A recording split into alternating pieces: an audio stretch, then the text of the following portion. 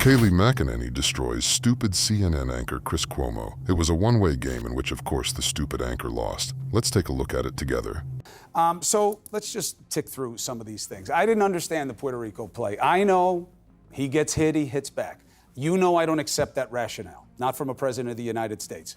But why, when they have a hurricane coming down on them, start going after them for being corrupt and how he's the best thing that ever happened to them? Why do that then?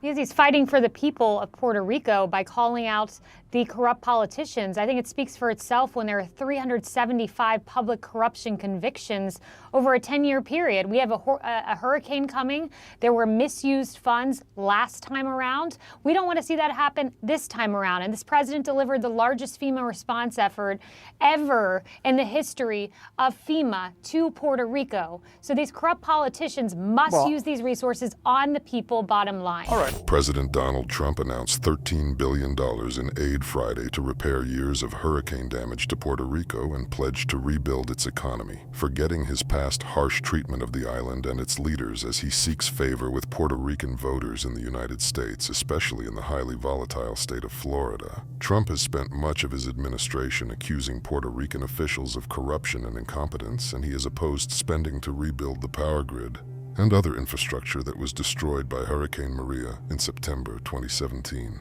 Look, nobody's going to argue with that. However, what they will argue with are the facts, which is, one, he didn't pass it. Congress did. He was against it. He fought it. He tried to slow walk it. And now he lies about the number, Kayleigh.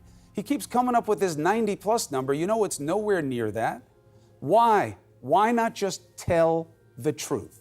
He has signed into law tens of billions of dollars of funding, and the $91 billion number comes from estimated projections of what will be provided to Puerto Rico. But it's based on an unknown of whether you need it over like the next decade plus. It makes no sense to use that number.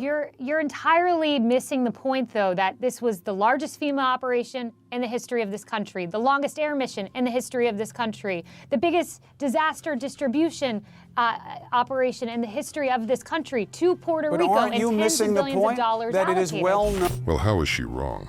But the stupid presenter has not been taught to shut his mouth when the person who has all the arguments is talking.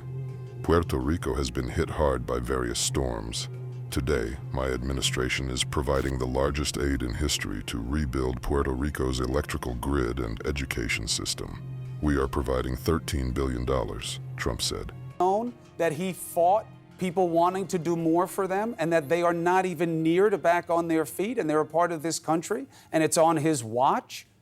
There has been enough done for James Lee Witt, the FEMA director of Bill Clinton, saying that this president gets an A+ on his FEMA response effort. And that's straight from Bill Clinton's FEMA director. The facts don't lie. Who cares? You got to work for Bill Clinton and be dead wrong. There are 30,000 homes that have blue tarps on them.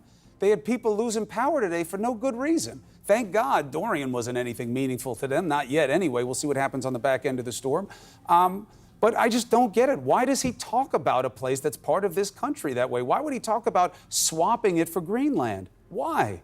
Because there are corrupt politicians there. That's who he's targeting. Notice in his tweet, he doesn't talk about the people of Puerto Rico. Since when is corruption something that he goes after hard and heavy? The stupidest presenter can't figure out the way the Trump administration has worked. I wonder how he feels now under an elderly puppet who steals billions from our pockets and spends our money on wars instead of helping us. Why should we suffer because of migrants, lack of money, and stability in the country? We have lost everything. What do you think about that? Write your opinion in the comments and don't forget to watch other shocking news on the channel.